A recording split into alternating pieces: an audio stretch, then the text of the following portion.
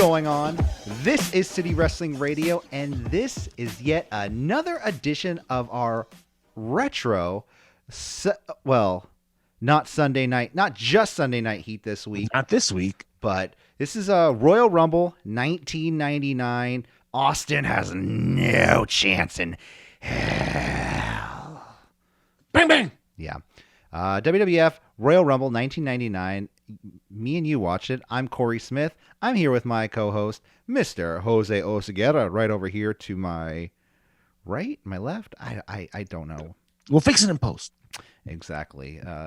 I will have what's his name? Fix it in post. The guy who said fix it in post was it Bill O'Reilly. I'll have him do the editing for free. Ha ha.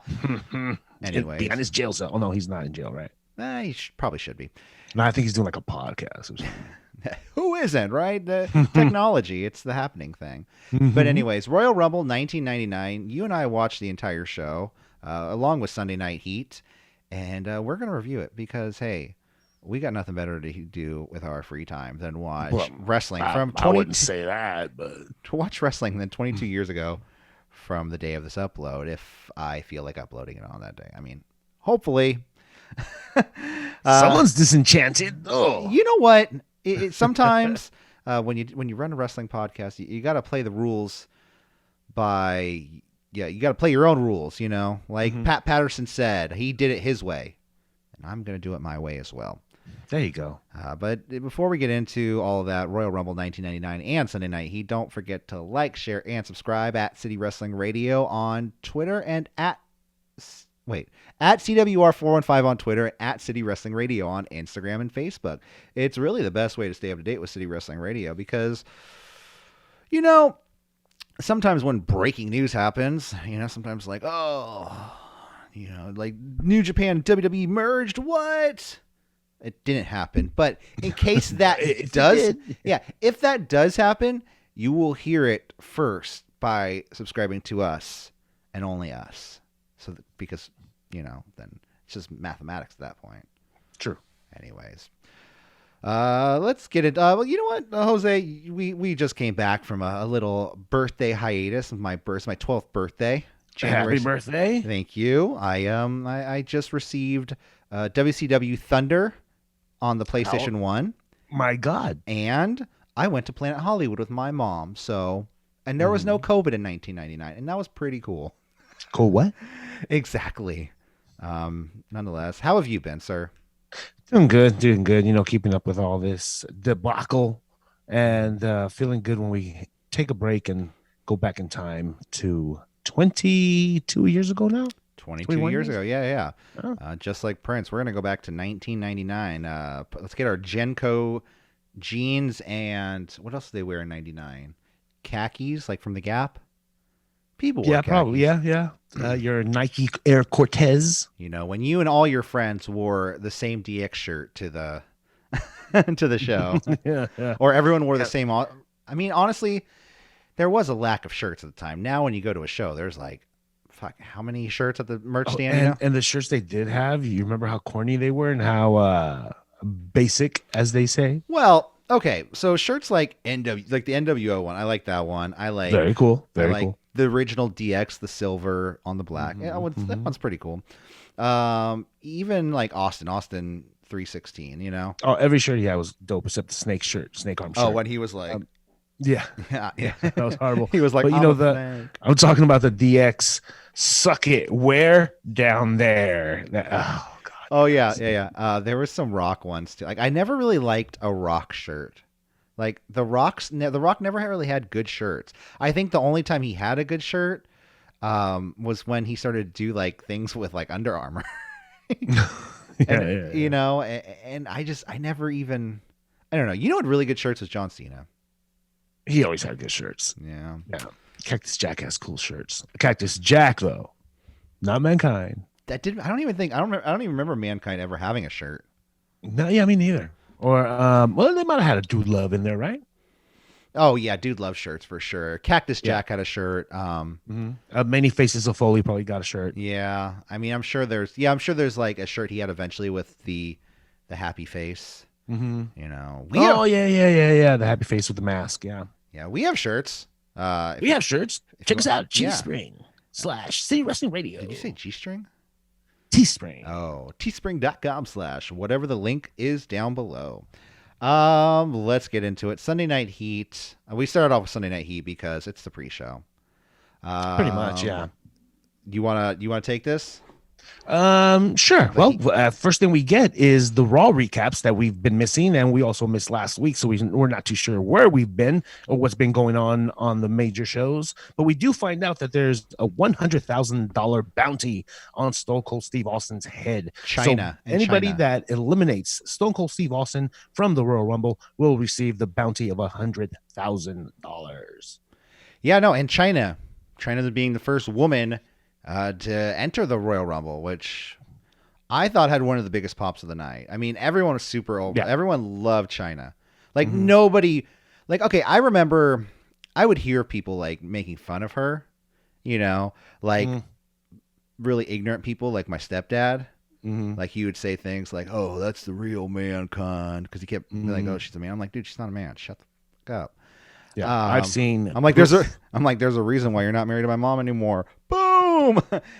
Anyways, but like in the arena as actual wrestling fans, people loved her. You know, every time she came out, the crowd popped. So I don't know. You know, she was used as a special attraction, and the way they used her was done correctly. Yeah. Okay, so next thing we have is Stone Cold Steve Austin pulling up in his F-150, what I would assume is an F-150, and this old grizzled parking attendant runs up to him, and he almost gets run over. So this guy goes on to inform Stone Cold that, hey, you can't park here. This is a VIP section. Well, I thought what it was is that he couldn't, like later they explained, they're like, well, he couldn't come in because he didn't have a limo, and you could only come in if you have a limo. Yeah, like, what kind of fucking like what kind of like backwards ass like super elitist wrestling company? Well, it's WWE in 1999. Yeah. Well, I mean, you know, regardless of the time, you know, when WWE that way is timeless in that way. Back when every wrestler was walking around the streets with a fucking giant leather fanny pack and their T-shirt tucked into their jeans. So Stone Cold goes on to say, I appreciate the fact that you don't consider me a VIP, and then goes on to do donuts in the parking lot. And now at this moment, if you look carefully, there's practice tracks on the floor where he did the take one of the peel out. It was kind of Blues Brothers style, you know. It just kind of just went round and around and around. Yeah, I didn't notice that actually, but I could see that. He actually did it though himself. Yeah. It's not like I'm sure he ate plenty of time practicing. It's not like it cut to like me in like a bald wig, like, you know, in a full safety suit. So. Did you catch Monday Night? You probably didn't catch Raw. Did you catch Raw this week? What real? At the end of Raw, there's that new Stone Cold show. You know, what's that Stone Cold show? Oh, the Broken Skull Ranch, I think. Yeah, so he's visiting Ice-T, or the famous rapper. Oh, that show. I know. Okay. Yeah, I think I'm confusing the podcast one. No, the podcast, not the podcast. The live one on TBS or TNT or whatever channel they're on. Anyway, so he hops in a '64 Impala. You know, the ones that do the hoppity hop. Yeah. Right. Yeah. So him and Ice-T are cruising the boulevard, and he hits this corner. And Ice-T just holds on for dear life. Oh, you really whipping it, right? You goddamn right I'm whipping it, Ice-T. We're going to turn over here. We're going to go bust some SVU victims in New York. You dumb son of a bitch. Let's go. So back to Heat from 124. I will say this. Huh? Austin seems like a pretty cool guy, like in real life, because I saw a video of him. I don't know what was happening, but it was Austin and some guy coming out of a convenience store. But the guy had no shirt and an Austin vest on. So either they were at a convention or something, and then they ran into each other outside. The guy... Was it at Steve Austin Avenue in Toronto? It could have been. It definitely could have been. But they were coming out of... Well, the guy had no shirt on, so I don't know. Canada's cold, so... Yeah. But he comes out and he like smashes 2 beers and drinks them. And Austin's like, that's pretty good, kid. That's pretty good. It was just the fact that he stuck around and did this video with this guy made me think that, Austin, you're a pretty good sport. If you ever want to come on the show. Yeah, come on. Open invitation. We'll come on Broken Skull too if you want. Yeah. Okay, so we get the McStooges next week on Vince. the WWE Network, City Wrestling Radio, right after Raw. Stay tuned. Very exclusive interview. Yeah. So yeah, you ever notice how much heat Vince is getting at this point? This guy's the most over heel in the history of WWE, other than Andre the Giant back in the day. This guy is flipping the bird. He's basking in it at this point, right? Yeah, he loves it, man. Total narcissist. Mm-hmm. So he has something to say to Stone Cold as it pertains to the Royal Rumble, and he's going to have him on the show a little later on. But they don't mention that there's some type of counter going on. What do you mean?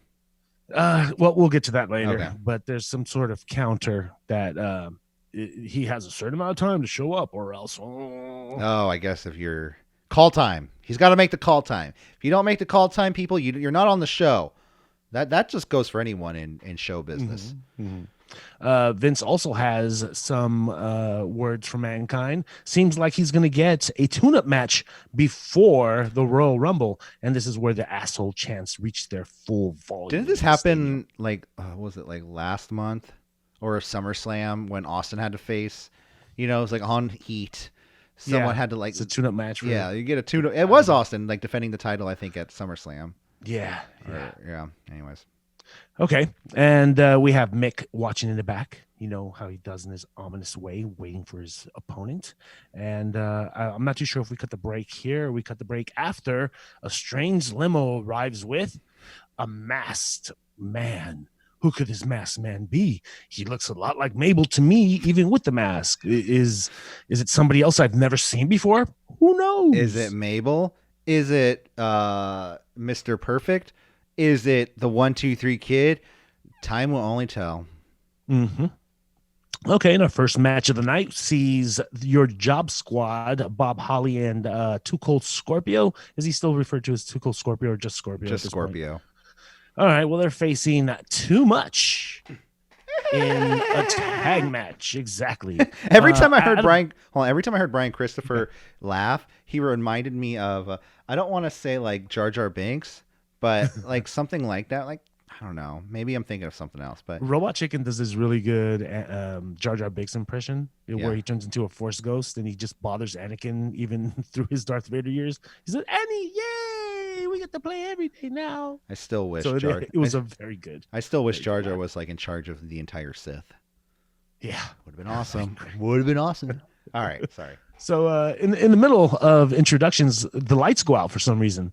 And it's not that the lights go out, it's that we go to a special cutaway in some dark room, very dark room. And it's very... Is it The Undertaker? It is. But, we're not told what's going on. Of course, it's, a mystery.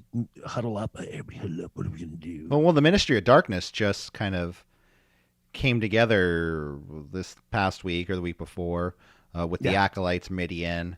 Every time they take someone, they call them a sacrifice. I don't think Undertaker knows what a sacrifice is. No. Because I think you have to follow through with the... He did a conversion.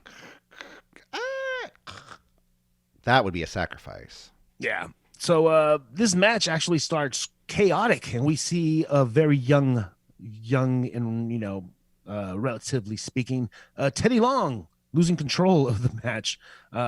Stuff's happening everywhere. There's no tags. There's double teams. We don't know what to follow. What I did catch and pull from this match was a very nice reverse splash by Scorpio. Did you catch that? Hey, Scorpio is great. He's great on the ropes. You know what I mean? Especially he comes I think he was before his time a little bit. Mm-hmm, He was one of the first few. He wasn't going to get over in that era with his moveset, but if he was wrestling now, he would have been way more over. Oh, yeah, because he could do stuff that guys his size can't. Exactly. In the middle of this match, what we do get is a hilarious sign right behind Hardcam is a fiber equals poop sign. I just thought that was really cool. I was trying. I love all the random signs in the 90s. Fiber equals poop. There was another one, Mexicans 316. Yeah, which I was baffled by. All night too. That one was up. Yeah. Oh my god. So dude, you brought one fucking sign. Come on, do better. Yeah. But I tried to use some other ones, but I couldn't make them out. Yeah. So out of nowhere, the Stone Cold timer appears with 18 minutes left on the countdown. Wait, what? And when that counter showed up, I was distracted by it, and I'm not too sure how the Job Squad won. But all of a sudden, they have a 3 count. They win. I'm like, wait, what? What happened? Well, the Stone Cold counter. I mean, that's the one thing you have to know about this entire night is nothing else fucking matters except for 2 things: Austin and McMahon, Mankind and Rock. 100%. Yeah. And in that order too, because Austin and McMahon come before The Rock and Mankind. Yeah. So true to form, we get an explanation of what happened. It seems like the Ministry of Darkness were plotting out running into this match for some reason. Into this match? Yeah, the Acolytes and Midian came in, destroyed everyone. Oh, because they're trying to tease who are we going to sacrifice? Who am I going to sacrifice tonight? They do the whole so after the Acolytes clear the ring, we get the dong. Yeah. Dong. Who is the Undertaker going to murder tonight? Later tonight, the lambs will be led to slaughter. Blah, blah, blah. Yep. People think this guy has awesome mic work. I beg to differ. But, the opinions are I was never a huge Undertaker fan. No, I'm a fan. I never hated the guy, and I thought he was a good wrestler. But when he got on the microphone, I'm like, ugh. There are people who live and die by the Undertaker, though. There are people like, oh, he's my favorite wrestler, and I'm like, he's the greatest ever. He's cool. He's cool. I mean, like, he was a good costumes, and. But then we get a very important promo by Mankind that is lurking in the bowels of the arena, and he actually shows how it's done. And I think this is where they ripped his audio, right, where he teased the Rock and was like, you're gonna be the one that says I quit.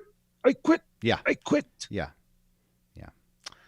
So we get that, and to liven up the mood, we get Sable and the Oddities history recap. Yeah. Get ready to say farewell to the Oddities. Because tonight is it for the Oddities.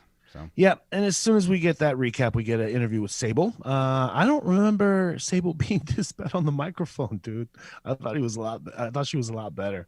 I'll be honest, I forgot to watch Heat,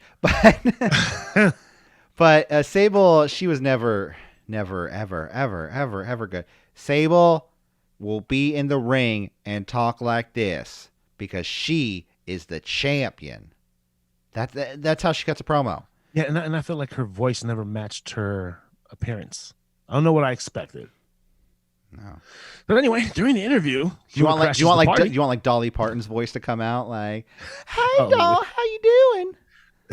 I'm the champion." Maybe that's being very blonde stereotypical, but maybe that's what I was expecting. Yeah, I mean that's how I talk when I'm not on the podcast. So yeah, well, Luna talks like an insane woman that has been smoking cigarettes since age 10. And Shane is playing her up like she's hot, which I fucking love. Oh, she's so hot. Luna, she's a good looking lady in her own right. Not my cup of tea, but I'm not a lot of people's cup of tea either. So.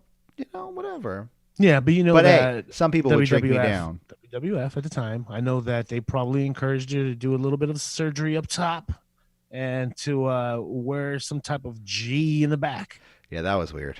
That was weird, especially because, like, I don't know. I guess I'm just some guy like judging bodies, but like I was just like that G string does not fit Luna Vachon.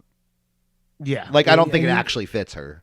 Yeah. And, they just you could turn it around and be a very feminist ally and say the feminization of Luna was just the wrong direction to take. You're just feminizing her just for the sake sexualizing her just because she's a woman, Right, yeah. So she shows up and she does some really awkward offense on a very awkward feeding that Sable does to Luna. She kind of just I'm the champion, but stay away.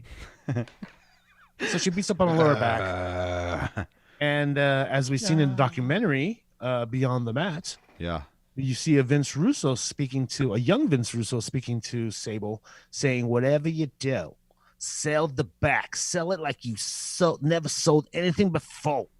Mm-hmm. So that's where that came from. Okay. So we cut the break. We come back and we have Sable being looked at by the EMTs. I'm not too sure why. She's like EMT and not the doctor on set. Yeah. And she's not sitting down or lying on her stomach or anything. She's just standing by some stuff. Well, you don't want to put any pressure on that back. Yeah. Well, we get Vince again, and there's 3 minutes left on the counter. A limo pulls up, but this limo is a monster truck limo, and it crashes through the VIP parking. Yeah, that's right. That's Vince. yeah, exactly. Oh god. So Austin enters. He comes into the ring. We get some back and forth. Some yap. I like how. Well, hold on. First off, I love how VIP parking are the same people who drive to demolition derbies to get their cars smashed. like I didn't see any limos in there. To tell you the truth. Like it was just 4 cars just placed like it right there. Yeah. For Stone Cold to drive over with the monster truck limo. Yeah. With maybe two barricades made out of wood. Yeah. So Vince pulls a little sneaky deaky and gives Austin a slap and then runs away like a little bitch. He does. And Shane at the announce table won't start screaming. I'm not too sure why. Next, we get Stone Cold in the back drinking a Diet Coke. He's waiting for the Rumble to start, it seems. And it seems like before he finishes up his beers, he's Diet Coke. All right. So we get another Stone Cold and Vince War recap, this time a little bit more in detailed. I'm sure you guys know what's going on. The Rock arrives, and guess what he's drinking? That's right, a Sprite. Oh, what a heel. Yeah, and he does the $1 million heel trick where he tips the guy, but he throws the money on the ground and goes, "Here's $1, kid." Mm-hmm. Now we get a peek at the Royal Rumble counter. What's up with these guys in counters today? Well, it's the Royal Rumble. I mean, everything's counting down. Yeah. So we get the mystery man entering, and this mystery guy is, of course, Mabel. What? Yeah. No. Yeah. Mabel. Mabel, what are you doing here? Did we miss the change in Mick Foley's music? Yes. So we get the modern day. The modern day. The car crashing. Yeah. Which I love. So, I do like. Once they switched that, I was like, oh, fucking finally, man. An actual theme for, because before it was just dun, dun. I was like, all right. I love it. Okay, so the match had a really slow start and a slow middle, and we don't really care much about this because we have the Rumble to look forward to, and we know what's going to happen. Mick has Mabel locked in. Rock, of course, runs in. Mabel and the Rock whoop up on Mankind, and we go off the air. What? Tune into the pay-per-view. Buy it, $49.99. Yeah. Call your cable provider. That's how they end like every pre-show now. Like every Sunday Night Heat pre-show. It's just, oh my God, complete craziness. Oh my God, we gotta go buy. Mm-hmm. Like, well, they should. They're selling it. Yeah. Cliffhanger. Makes sense. I mean, but then when you come back to the paper, you're like, but Dad, all the action. But Dad, Dad's just like, fuck, the kid won't shut up. Okay, fine. I'll call him. I'll call Viacom at the time. I don't know what it was. I think it probably was Viacom. Yeah. Mm-hmm. Yeah, so that was Sunday Night Heat, the pre-show into. Hope you enjoyed the Royal Rumble match. So the Royal Rumble, I will take it from here. Thank you for the Heat report. No problem. I will say for the Rumble, it's so nice to hear Cole and JR and Lawler. Oh, was it really? JR? Yeah. It was. I was just about to say it was Michael Cole and Jerry. No, sorry, not Jerry the King Lawler, but Michael Cole and Jerry the King Lawler. You enjoyed commentary? I enjoyed it because I'm so used to Kevin Kelly and Shane McMahon that this is a breath of fresh air. Yeah, I would. I mean, I guess Kevin Kelly is doing play-by-play just like Michael Cole is, but usually you would see JR and the King here, but JR is JR is in Gorilla. No, JR is out of action now. JR is senior vice president. Well, this is when JR's Bell's palsy. He starts getting it. Yeah, but he was. And again, let's refer to Beyond the Mat during the Royal Rumble this year. He was feeding lines to the announcers. Okay. Along with a young Stephanie McMahon looking over his shoulder, seeing how the operations were ran. I almost made a bad joke. What do you call it? Yeah, I guess that makes sense because there was a lot of Vince being in the ring. So Vince couldn't feed everything to the announcers, commentators, things of that nature. They had to have someone there. And I think they had to have someone that was, I think JR was the best for the job at that point. 100%. Taking place at the Arrowhead Pond of Anaheim in Anaheim, California. 14,816 in attendance. Austin, like I said, has no chance in hell. This is where Vince McMahon gained his theme song, No Chance, You Got It, No Chance in Hell. But they held on to it till the very end, right? Well, it was the theme song for the show. It was a theme. Oh, okay. Yes, so that was the theme for the show, and they didn't actually play. So technically, at the end of the show, they played it out, but it ended up being his theme song the next night because, like I said, there's like you said earlier, $100,000 contract on the head of Stone Cold Steve Austin's elimination. So we kick it off. Overall, I mean, what did you think of the show? Like, just overall, Rumble wise. Tale of two shows. The beginning was the DX show, but as soon as we were done with the DX show, it became a legit pay-per-view that I was really enthralled in. That was one of the annoying things. I did not like how the first 3 matches all had members of DX in it, and 2 of them were in a tag team. Yeah, you could have consolidated that. And then they were and then they were all in the Rumble. You know what I mean? I was just like, dude. Yeah, the tag of the night was the pulling double duty. Yeah. Pulling double duty. So we kick it off with a Road Dogg. I mean, I thought the show, I agree with you. The show was a tale of 2 shows. Even some of the good parts of the show, though, there was like moments, and we'll get there. The I Quit match. I mean, the unprotected chair shots. I go back and forth with that in feelings. Yeah. Today, year old me. We'll get to it. I'll talk about it later. And then the Rumble kind of sucked. So I don't know. You know why it sucked? Because it didn't have the surprises we usually expect from a Rumble. We'll get there. Rob Van Dam was nowhere to be seen. It's ECW. Road Warriors were nowhere. You had draws. He drew. Road Dogg versus Big Bossman at the beginning of the show. Road Dogg, he says he's hardcore until he DIE, and that's no LIE.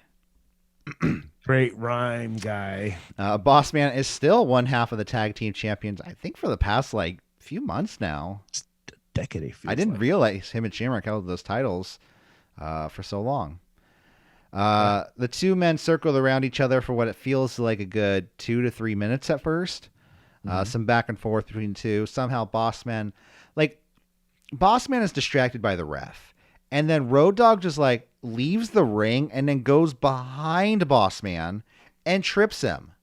I'm like, Bossman, do you not know who you're in a match against? You're not in He fucked up too in the Rumble. Did he?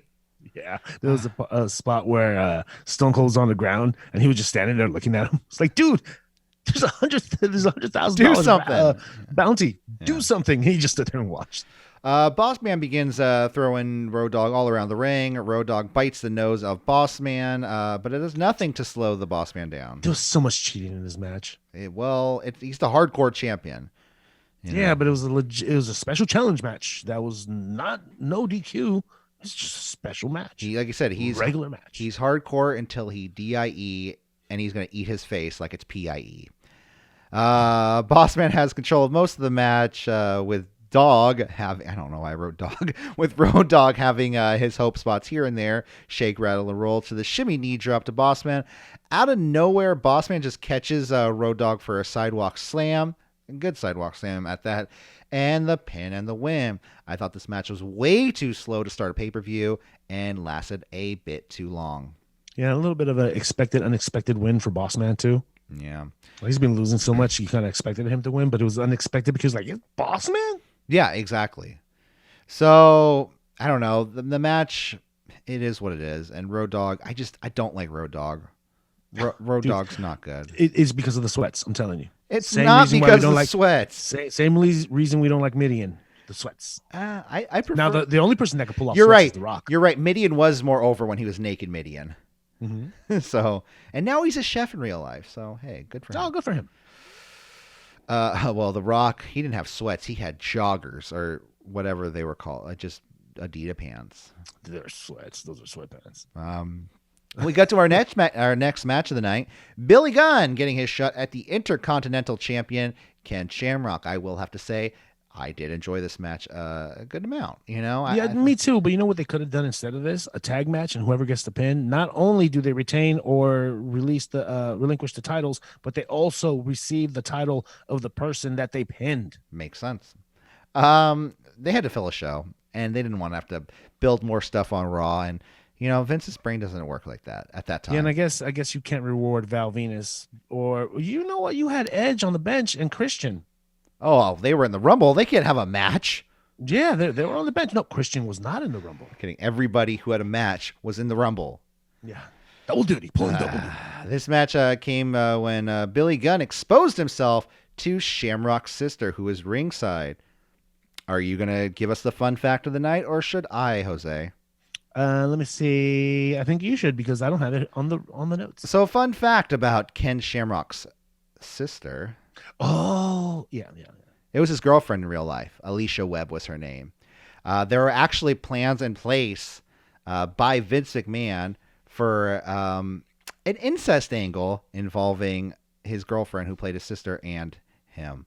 Why is that not the first time I've heard of Vince McMahon coming up with an incest angle? I'm just saying there was that thing about, like, remember, like, there was supposed to be a storyline about him and Stephanie in an incest angle, and Stephanie was like, fuck no. Yeah. So it's weird. It's I invented Pornhub. I came up with all those different topics. It's just entertainment. It's what the people want. They want to see incest on their TV.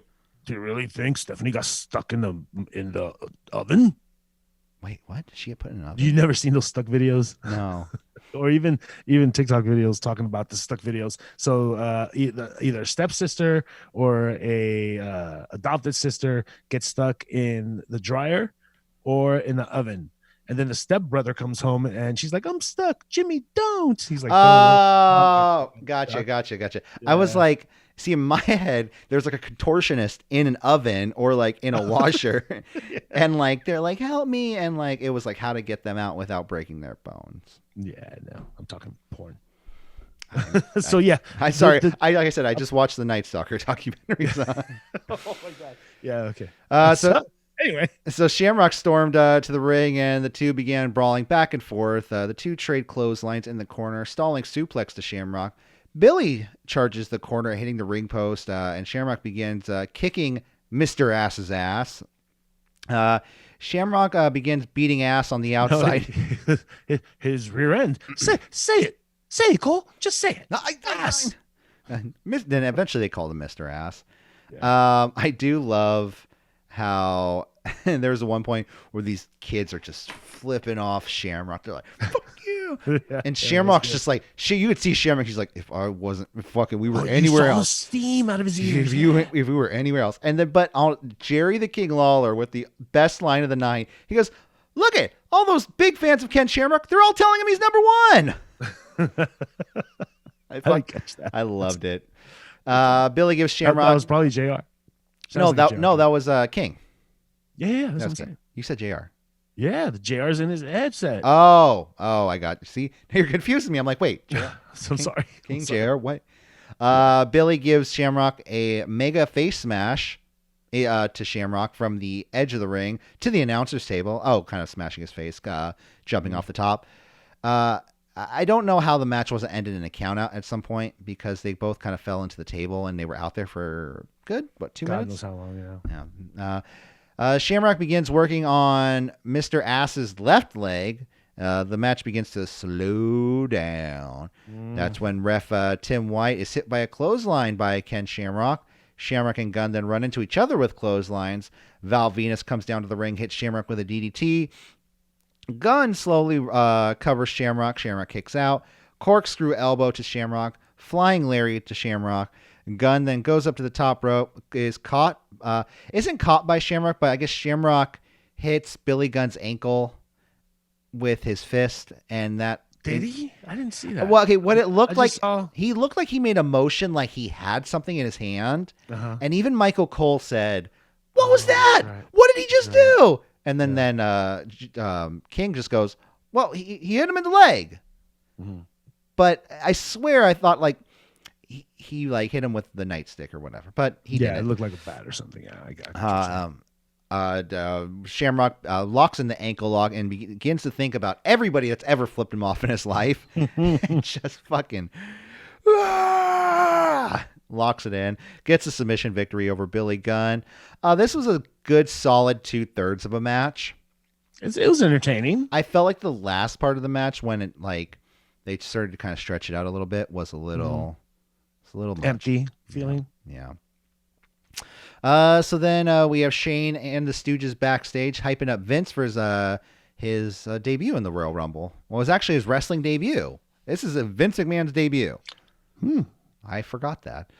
And then we have Gangrel, who his ever anticipated European title match. Do you remember this barn burner of a classic? Because I do. I sure as hell don't.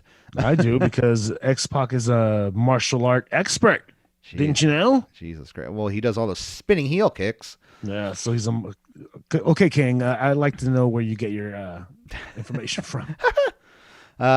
We have so they go back and forth as soon as things get started. Transition side slam to Gangrel. Gangrel dodges the Bronco Buster, begins to take over. X Pac tries to fight back, but Gangrel pancakes X Pac into the mat. And then we're reminded that X Pac is 210 pounds again. X Pac dodges a senton, hits Gangrel with a spinning heel kick for the advantage. Bronco Buster to Gangrel. X Pac comes off the top rope. Then Gangrel catches him. Okay, what the fuck happened here?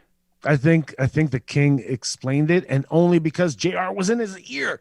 Nobody knew what happened. Okay, so X Pac comes off the top rope for like a crossbody. Gangrel catches him and rolls through and rolls him up. Referee Teddy Long goes 1, 2, 3, 2 count. 2. Yeah. I was like, even the King at first was, what? That was 3. I saw 3. I fucking saw it with my own eye. 3 count. But I'm telling you, JR in the back saw it, and he frame by frame. Oh yeah, like, okay, yeah. The 1 count was for X Pac, and then Gangrel rolled. Oh, is that what they said? And it was 2. I never heard 3, that. But it was the first 2. So the first count was for X Pac. The next 2 were for Gangrel. That's how the King explained it afterwards. Oh, okay. I never heard that. Props to JR, man. Yeah, I guess. Because then I was really confused because then they showed it after the match again, like in the replay. That was one of the highlights of the match. Yeah. Oh my God. They should have skipped that part. But we get the good old fashioned "you fucked up" chance, which is awesome to hear. Yeah. X Factor. Oh, the 99. I mean, I think the "you fucked up" chant is the "you fucked up" chant probably has been around since the days of Bruno Sammartino. Like he dropped the title to was it Ivan Koloff? Was it? And you fucked up. You fucked up. X Factor pin win. X Pac wins and retains. This match was a little confusing at parts. There were parts that were good, and overall, though, it was head scratching with the whole weird roll through part. Yeah, I think I need a little bit more time to develop a little bit more. And ever since we started watching Heat, I've become a fan of Gangrel and his brood. I was really, I don't remember these pay-per-views. I don't remember the winners of such an insignificant match. So I was rooting for Gangrel to win the European Championship. Yeah.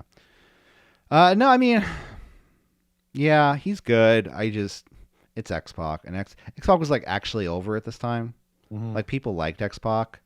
X Pac's like that guy that you went to high school with, and he was super cool, and you hung out with him, and we partied all the time. But then you moved on, and he still he was kept partying. Yeah, started making sex tapes. Yeah. Well, then we have Shane in the ring introducing the ever so sexy Luna Vachon. Oh, you forgot the DX promo. Oh, sorry. Yeah, Kevin Kelly with DX. I skipped over that. Triple H says, tonight every man or woman will be fighting for themselves tonight. Which, that was like an overall theme with the Rumble, and I'll get there, but fuckers need to know how to work a Rumble. Like, I'm sorry, but know how to book a Rumble better. I'll get there. Yeah, you could put some of the blame on Russo. Yeah, I will. I'll put all the blame on Russo. Fuck it. So damn bastard. Shane in the ring introducing Luna Vachon. Shane says Sable cannot compete tonight and wants her to come to the ring to forfeit the title. Sable comes to the ring and she says, "Ring the bell," even though she's holding her back because she's got a really hurt back. And then my kidneys hurt. All of a sudden the bell rings and it was like a shot of a fucking, I don't know, like morphine into her back. A strap match. No, I didn't either. Which actually covered up for a lot of Sable. You know, like I think this was the good idea. Having Luna Vachon. That's why they're called gimmick matches. Yeah. Luna Vachon and Sable having a strap match is better than I think Jacqueline and Sable from a couple months ago. Because you know the overall just being able to like use the strap and you know she can whip Sable. Sable can go, "Ow, my back." Then you know it's fine. And Sable doesn't have to do any complicated offense except just swing the strap. Exactly. Shane joins commentary. Sable charges Luna, but and begins whipping her with the strap. Sable's no-selling the back injury from earlier too. Luna begins to choke Sable while carrying her on her back. A couple slaps from that strap will knock you right. Yeah, that's true. Luna begins to choke Sable and carrying Sable around on her back like she's, I would say, Santa's sack of toys. Yeah. And Luna, for some reason, is doing this, but also touching. In order to win a strap match, you have to touch all four turnbuckles back then in order. Well, I think even now you do. Is that what happened with the Cody versus? Yes. Yeah. Brody Lee. Yeah. So she hits 3 and then Sable like tosses Luna and then because Sable's touching them too as soon as Luna and then she just touches the fourth one before Luna and wins. Well, she does like a backflip or something like that. See ya, Luna. Have a good time. It was fun. It was great having you here on our Sunday Night Heat reviews. But yeah, what do you mean I'm fired? Where am I going? Yeah, what? She was great. Yeah. Now this is not a good match, but like I said, the fact they got to be able to hide it with the strap match. The gimmick really helped. And she's the more experienced wrestler. I mean, she was dope. What are you gonna do? Yeah. Shame they didn't know how to book women back then. What was that? It's damn shame how they didn't know how to book women back then. I mean, they're not doing great right now, but they're doing 1,000 times better. Well, you know, Vince McMahon is notorious for saying nobody wants to see women's wrestling. So the problem was nobody wanted to see Medusa wrestling and Fabulous Moolah. Yeah, nobody really wants to see Moolah wrestle. Doc Hendricks backstage with The Rock, the challenger for the WWF Championship tonight. He basically tells Doc Hendricks, "Shut your mouth, you jabroni, you strudel liquor." I don't know what he said. It is strange when he does that callback. The millions.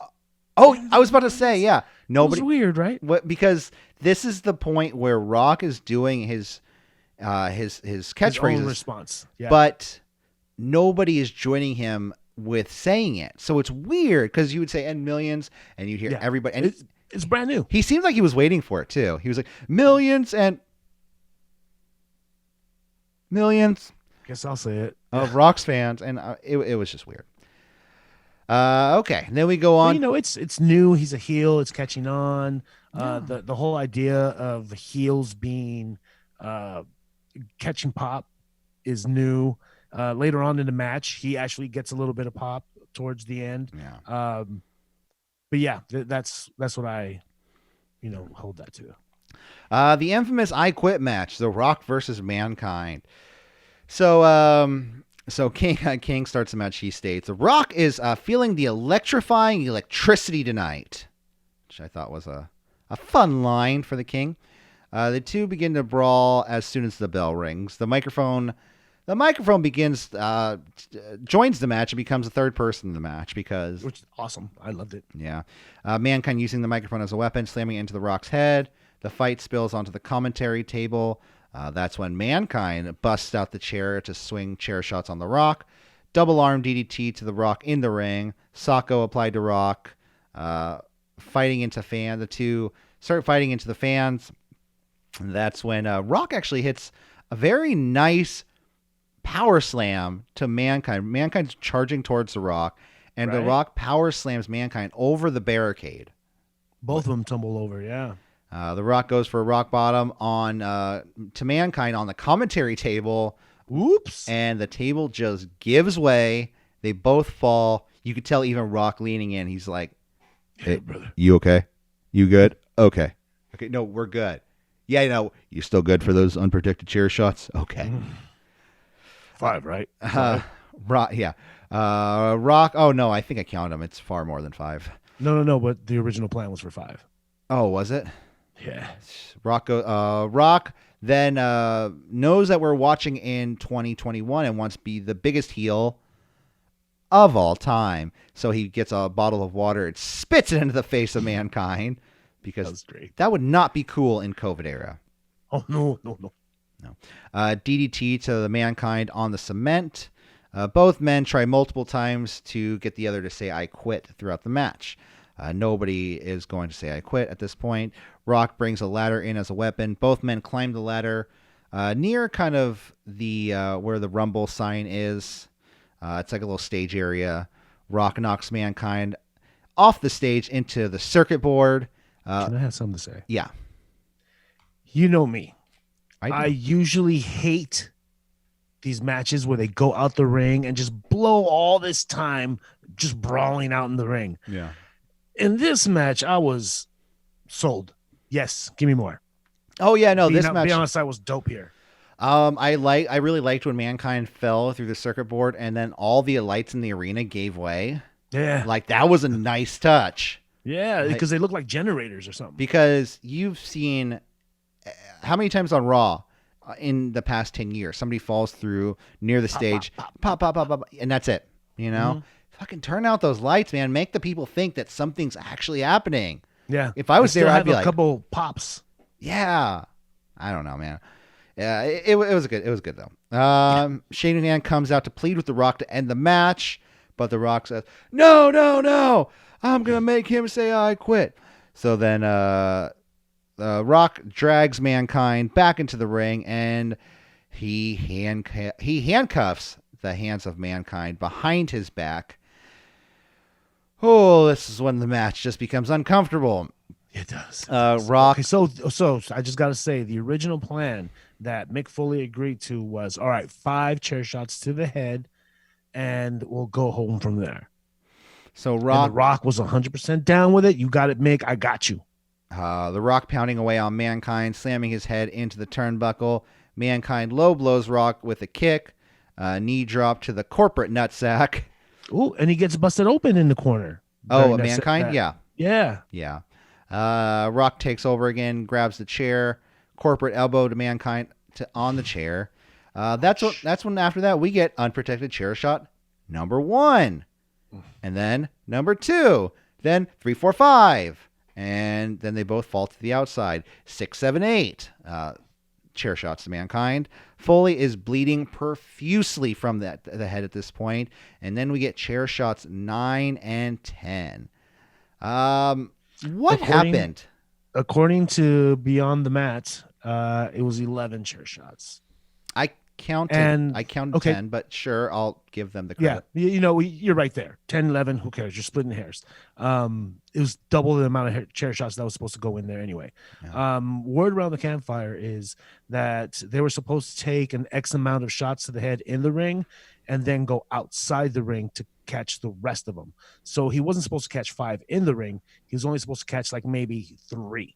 And then they'd go outside the ring and he'd catch him one in the front. And if you notice Mick Foley walking and turn his back towards him, and then the other one in the back of the head. Well, they did have that's when he was supposed to fall to the face on his face and do the whole bit. That's when we did have we did have 5 on the inside and 5 on the outside. So yeah, exactly. So on the outside too, there was this one moment where Mick fed his back to The Rock, clearly like, dude, I'm spinning over here. Yeah. Here's and Rock waited. Waited. You can tell Mankind his head is huddled over. He's like trying to bend over, like, dude, please hit me on my back.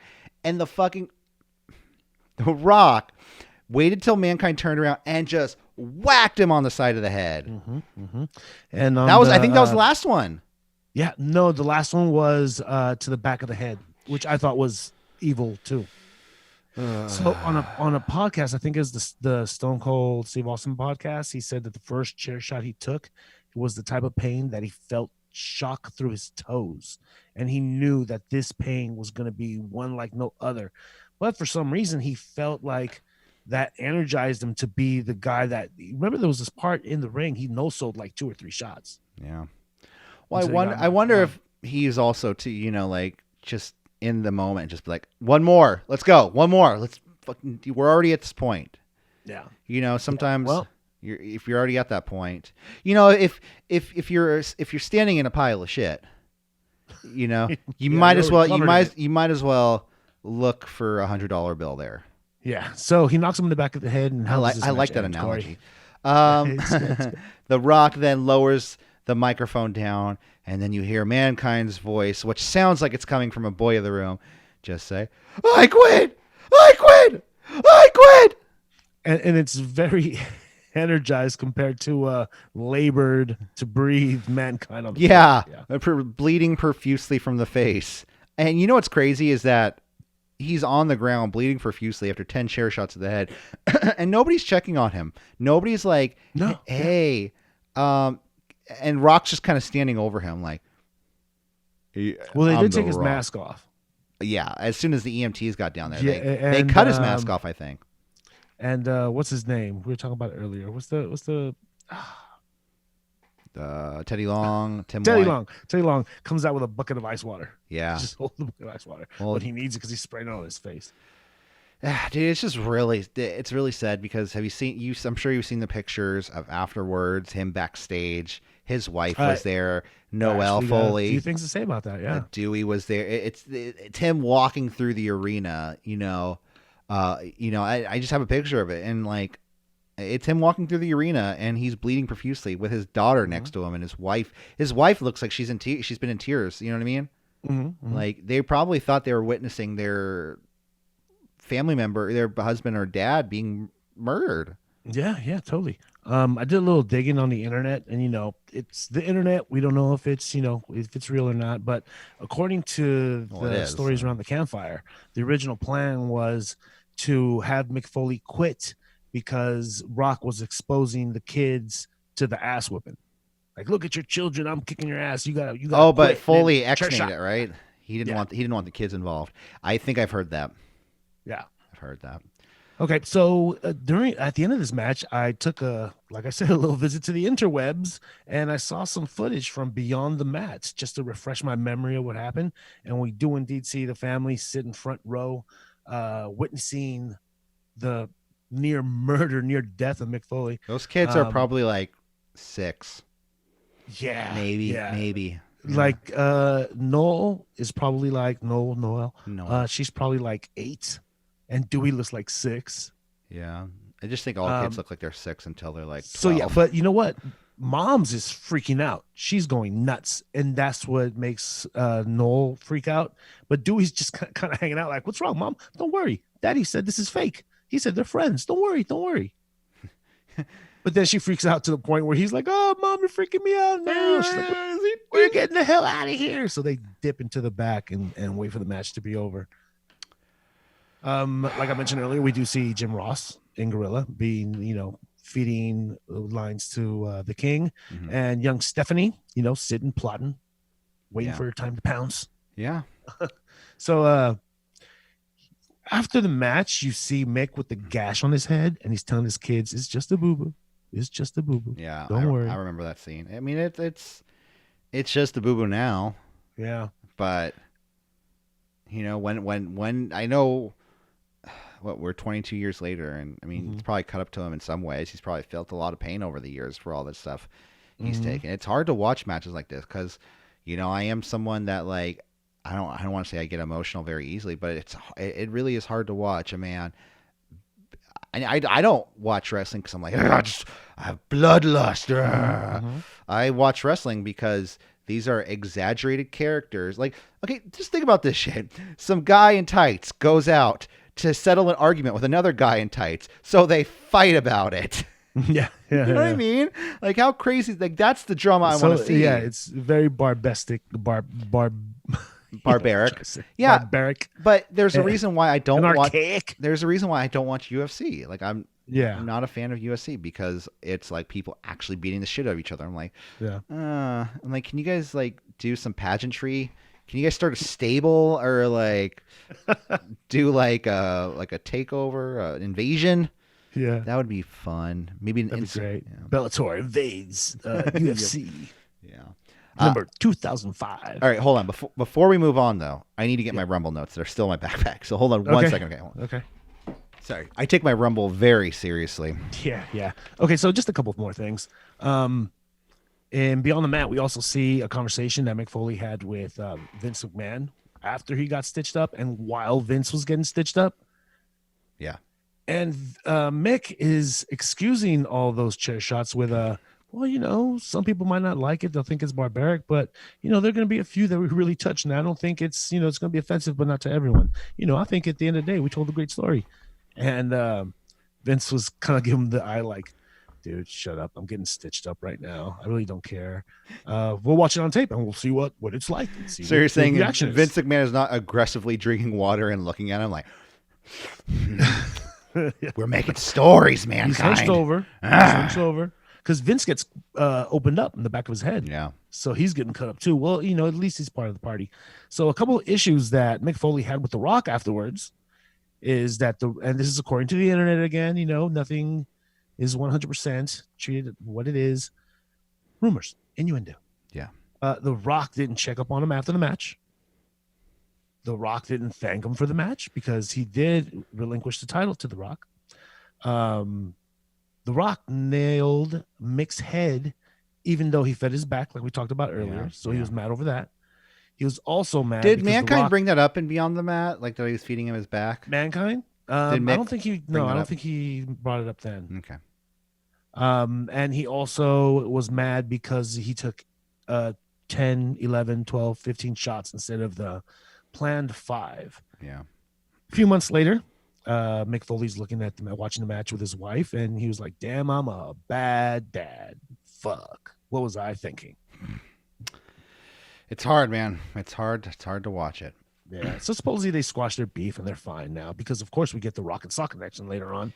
But you know, yeah, The Rock was honestly, young. Yeah, I was gonna chalk it up to The Rock being young and dumb and wanting some crowd, you know, the crowd size and the pop he was getting after he got off the ladder. Yeah. He was the champion. He was the WWF champion. And I'm not saying because he was a champion, it was okay for him not to go back there and think like, trust me, dude.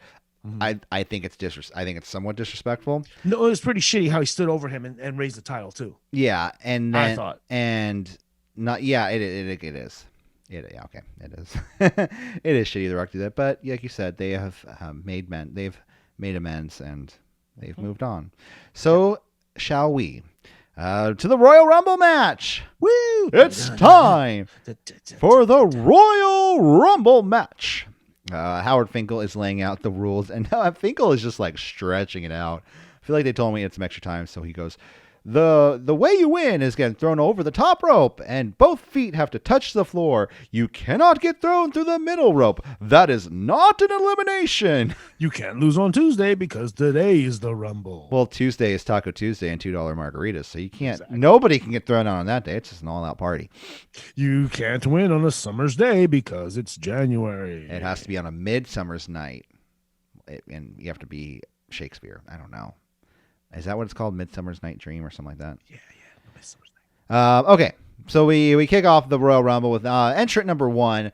Stone Cold Steve Austin comes out to the ring. And entrant number 2, as we know, Vince McMahon. Very jacked Vince McMahon. God damn. Vince McMahon comes out to the ring in his debut match and is jacked and oiled and topless. He's half grease, half man. He is just like... Why did I not wear a shirt? And you notice he's not doing the McMahon straight. You know that weird flop that he does? No. Mr. McMahon? Well, he developed that later. He's wrestler Vince. Yeah. Oh, he hasn't done that yet? No. Austin begins to stomp a mud hole in Vince. Austin tossing Vince out. But he wants Vince McMahon to suffer. He should have just did what was best for everything. We get entrant number 3 coming out to the ring. It's gotta be Golga. Yay. And you know how else you know the oddities are over? He's in and out. He is in and out. First one, third one in, first one eliminated. That's when Austin and Vince battle through the fans. And number 4 is Draws. Draws comes into the empty ring. Like, I know they had to like cut to Vince and Austin battling through the merchandise area and the bathroom. But like, I don't know, there was just too many empty ring spots for a fucking Rumble. A match that contains 30 people. There was too many parts where the ring was empty. Yeah, and the waste of Kane as well. Yeah. Oh, yeah. We'll get there. We'll get there. Like I said, Vince and Austin battle into a women's restroom, but as Admiral Akbar would say, it's a trap.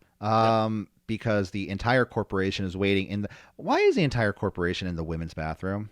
Aren't they supposed to be getting ready for the Rumble? I don't trust Test in the women's bathroom. Triple Judy. Yeah, I know. Triple... You accidentally said Triple Judy, which I think is far more funnier than Triple Duty. I just think of 3 Judy Garlands just all singing again. Oh my God. Draws is just like waiting in the ring. He's just like, I'm number 4. Hey.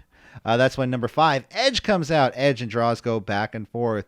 Number 6, Gilbert. That was our surprise. Yeah, that was the surprise of the night. Gilbert eliminated very quickly by Edge. He is eliminated number 2. Hey, not bad. Rookie Edge over here getting eliminations. That's when we have the camera cuts back to the women's bathroom. The corporation leaving Austin laid out on the bathroom floor.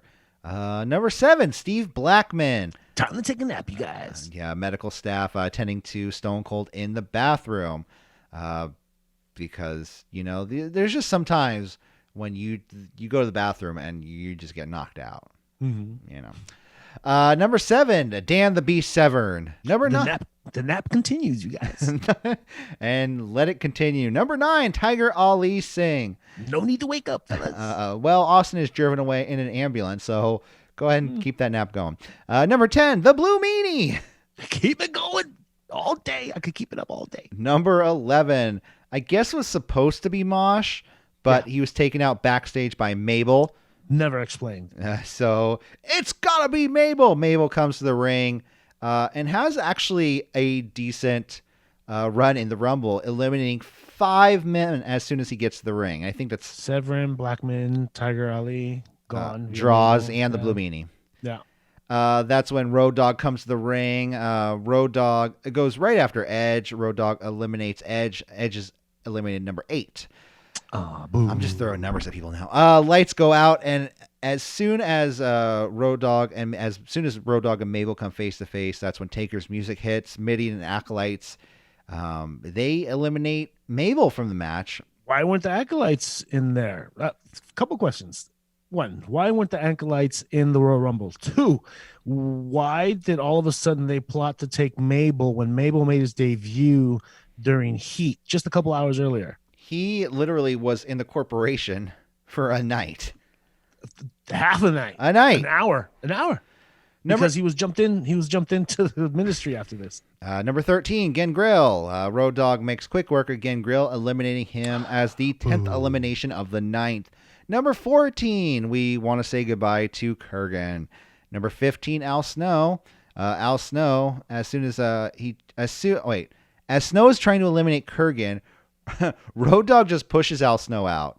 Like, he doesn't help Al Snow eliminate Kurgan. He just goes, bye, Snow. And Al Snow's just like, what the fuck, dude? You know what? This was the first Royal Rumble, I think, that there was a complete blurred line or an elimination of the line of faces and heels. Yeah. It was really all meant for themselves. I don't understand why people didn't work together in this match.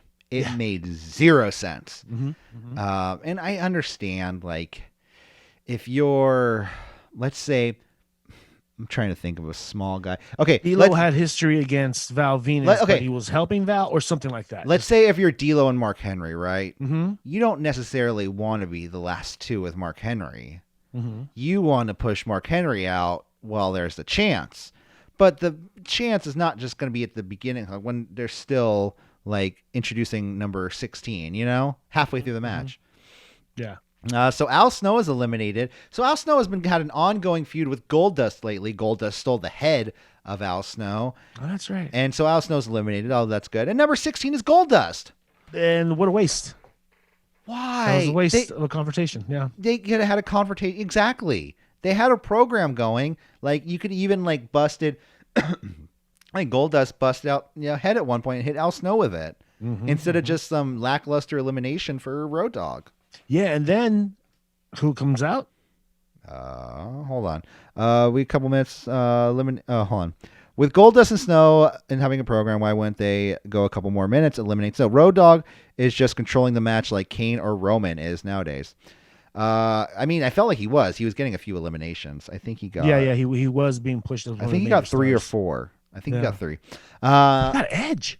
Godfather comes out next. Exactly. Now, what you could have had a great moment with Goldust making passes at his hose or something to that effect. That would have been a great encounter too, but that gets ruined. That does get ruined. Number 18 is Kane. Kane heard I just compared Road Dogg to him in the Rumble. So he tosses Road Dogg right out of the ring. He's like, fuck you, Korey. Here goes Road Dogg. Kane's job pretty much was to hit the refresh button on the whole fucking match. Yes. He gets a few eliminations. He eliminates Road Dogg, Kurgan, Godfather, and Goldust, all by Kane. And he eliminated one more person. Who? Himself. Oh, well, yeah, sorry. That's when all the local Southern California independent wrestlers come to the ring dressed as orderlies, is what they were calling them, like institution workers with straitjackets. Kane just goes over the top rope to chase the orderlies away and eliminates himself. Elimination number 16 is Kane. Yeah. I think this is Kane's. Is this Kane's first Rumble? No, I don't think he was around for like 3 years. He's already did like 3 programs with Undertaker. Number 19, Ken Shamrock comes to the ring. That's when Vince McMahon comes back to the ring, now with a sweatshirt. Because he was like, because you could tell when he came out the first time, he's like, wow, it's a lot colder in here than they said it would be. My nipples could cut glass. Vince gets on commentary and assures us that Austin is not coming back. And I just love all the questions. Like the King's like, hey, if 2 people throw in Austin, can they split the money? And Vince's like, I don't care. Just take the money. God. And I love it. Very annoyed. It's like, oh, and I'm so glad I don't have to sit here anymore. And the money was supposed to be coming out of Shane's inheritance, right? I don't remember that. Like he says, that's a great write-in if that's true. If I have to take some more money out of Shane's inheritance to pay for it, I will. Oh my God, that's great. I love it. Billy Gunn, number 20, comes to the ring limping on a hurt ankle. And no boot. Yeah. Number 21, Test. This is a test. And number 21 is Test. Cameraman cuts backstage to the Ministry of Darkness kidnapping Mabel. Apparently. It was legit kidnap, yeah. They threw him in, was it a hearse or something? I can't remember what it was. They threw him in. Yeah. That's when we hear the ambulance sirens coming back, and Vince McMahon looks at the camera, makes his big gulp face because it's Stone Cold. He's back. Number 22. Hooray! You knew it was coming, right? Yeah. Oh, yeah. Number 22 is Bossman. Bossman's music doesn't hit at first, but Austin comes out instead, which is, this is really weird. So Austin, they go 10, 9, 8, 3, 2, 1. And Austin comes out. And Austin comes out, and I'm like, wait, what? What's going on? And then Bossman just kind of soon follows. Yeah. I'm like, why didn't they just have Austin, like, beating up Bossman, like, coming to the ring, dragging him to the ring? Bossman had a little bit of a fucked up night, didn't he? Oh, dude. That's like 3. Yeah. Bossman comes to the ring, and for some reason I wrote elimination number 17, Ken Shamrock, but who was he eliminated? Oh, he's eliminated by Austin. Oh, there you go. Number 23 is Triple H. Triple H goes right after Test. Beats him up and then takes his girl eventually. Number 24, Val Venus. That's when Austin tosses Billy Gunn, and that's elimination number 18. Number 25, coming to the ring, X Pac. Number 26, Mark Henry. Number 27, Jeff Jarrett. And I know it's every man for themselves, again, but why did X Pac give Triple H a spinning heel kick at one point? For no reason. No just out reason. Of nowhere. Like, he's just like, bam, bam, bam, boom, Triple H. Like, Yeah. And usually these spots are set up so everybody's in their corners except these two, and they kind of face off like, drama moment. Yeah, have them face off and have like Dramatic pause. Jeff Jarrett and break him up, like attack him or something. I don't fucking know. But no, just out of nowhere, spin kick. Number 28, D'Lo Brown. What's up? No. He's a martial artist. He's a martial art expert. Test is tossed by Austin. That's really hard to say. Test is tossed by Austin. So that's elimination number 19. X Pac tossed by Bossman. Elimination number 20. X Pac. Triple H's tosses Jeff Jarrett. Elimination number 21. That's a waste. So then we get number 29. It's Stone Cold Steve. I don't know why I said Stone Cold. Wait. He came in again? It's Owen Hart. Owen Hart comes to the ring, and this is Owen's last Rumble, unfortunately. That's when Austin goes to the commentary table to throw a pitcher of ice cold water on Vince, and that's when Vince was like, "I'm gonna fucking kick this guy's ass." Was that necessary? It's just like, what, dude? Like, now you're pissed? Like, he was just fighting all night. You just threw water on my sweatshirt. Ugh. It's Nike. And then we get number 30, China, who I think literally gets the biggest pop of the night in the Rumble. Except, take that back. Behind Austin. Of course. Yeah. No, this is your regular contestant because you knew Austin was going to be Final Four no matter what. Yeah. Final two no matter what. China goes right after Mark Henry, and China eliminates Mark Henry. What? All right. Mark Henry eliminated by China, but then Austin sneaks up right behind China and clotheslines her out of the ring. That was great. She took it like a champ too. She did. I was, kind of hoping a little bit more out of China, but hey, what are you gonna do? She was looking, pretty hot. It was the first woman in the Rumble. Oh, China. I mean, China at that point. I mean, how old was she? Like 24? And she was just coming back from surgery too. When they broke her jaw and did all this stuff to her? Oh, yeah. And I think she had some elective surgeries, too. Yeah. Let's see. China WWE. How old was she at this point?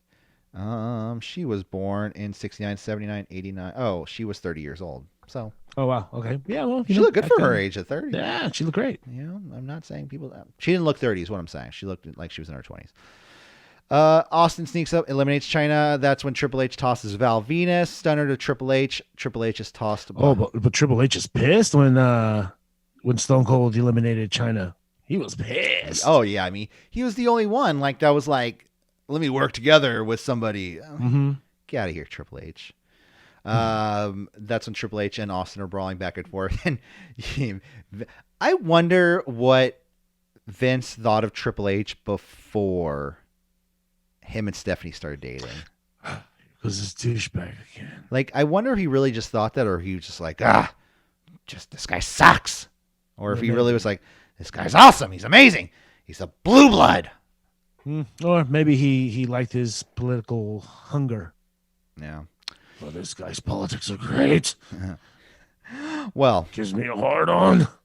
I mean, I'm sure Vince, even though Triple H got punished for the curtain call, I'm sure it was a slap on the wrist. I'm sure Vince secretly you just went out there and did what you wanted. Like, you're a bastard for ruining my show, my house show, but I would have done the same thing. You know what I mean? Like that kind of situation. Yeah. And at the end of the day, it was at a house show. It was the fucking Cow Palace. It was Madison Square Garden, dude. Yeah. I know, but you know what I mean. It was just a house show.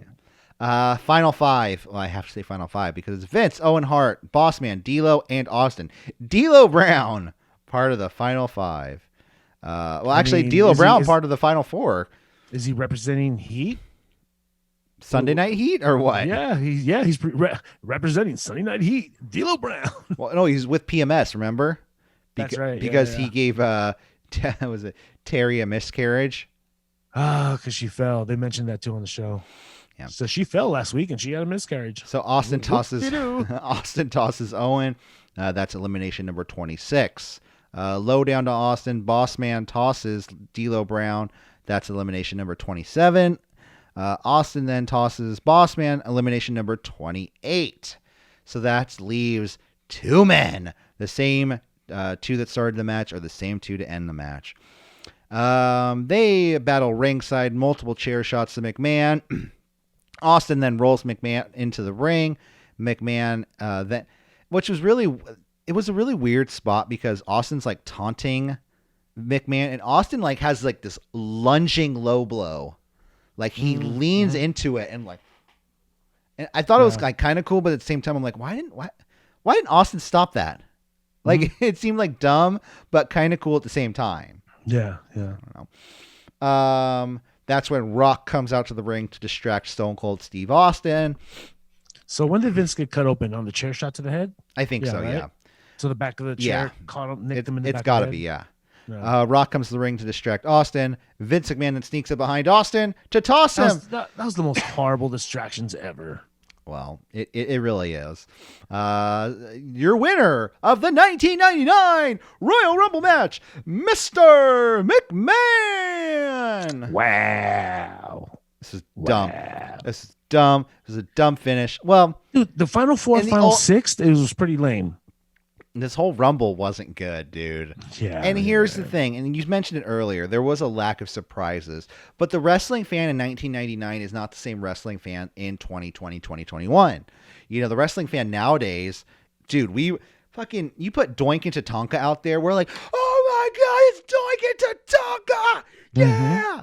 But back then, people would be like, Tatanka? What? Boo, you suck. We don't like you. You're from the early 90s. We have attitude. But I think that's why we had a lack. Like, they were literally trying to get people over into this new, like, they're trying to make it somewhat serious. And I commend them for it. But God. Yeah, I want to Edge talk and Christian Doink. sitting on the bench, ready to go.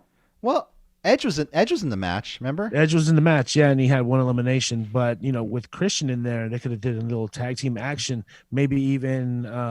was Christian in the Rumble? I don't even think he was not. Yeah, no. He was on the bench. He didn't have to pull double duty.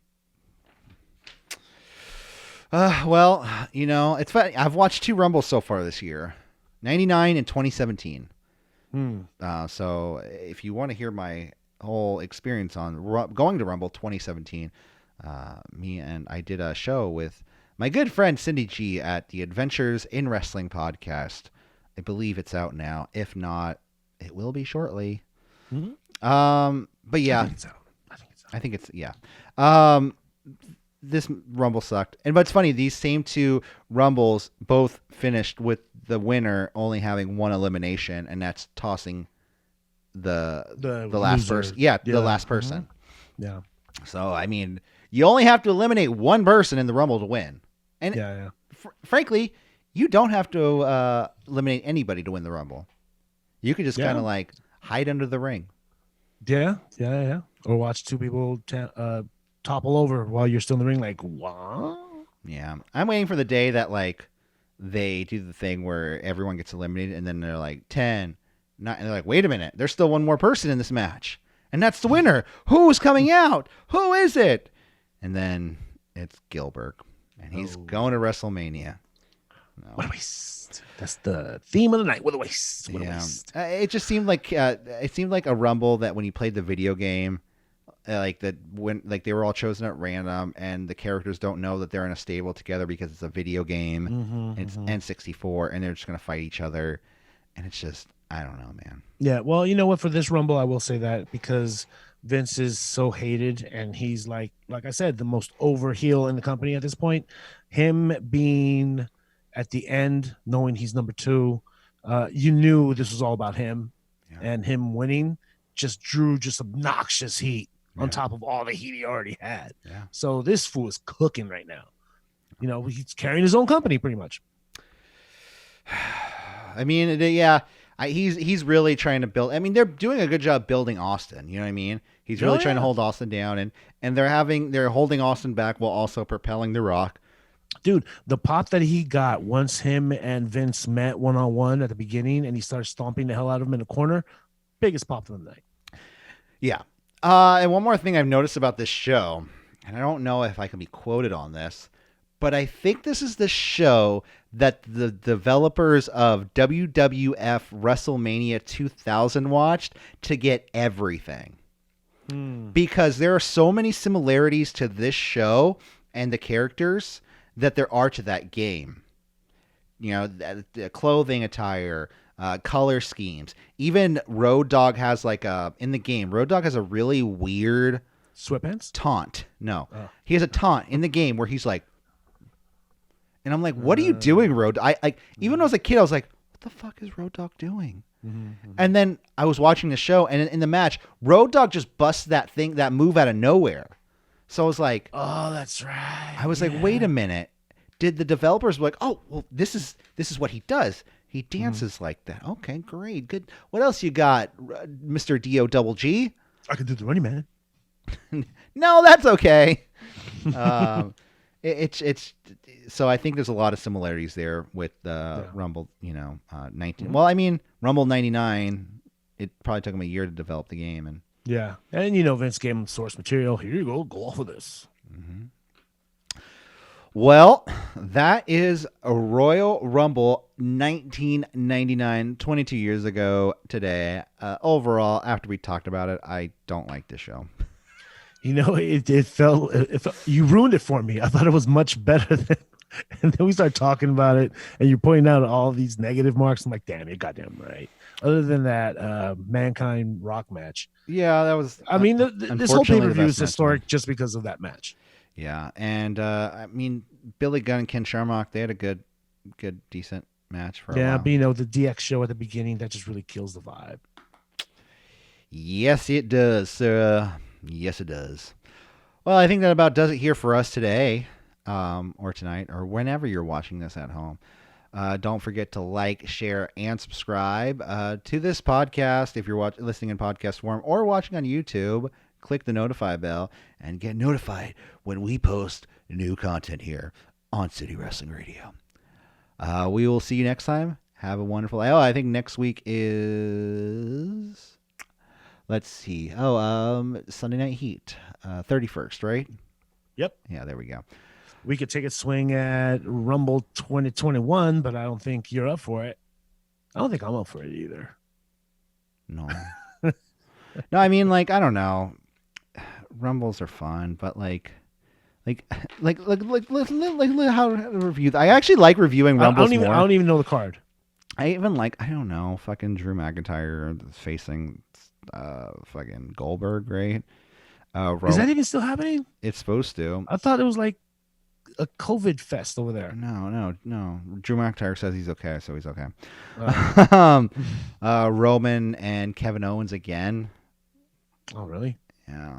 I mean, we are recording this right when SmackDown is on to pull the curtain back, so I don't honestly have any idea if any changes. Something new happens. Yeah, it's probably Bailey and Bianca.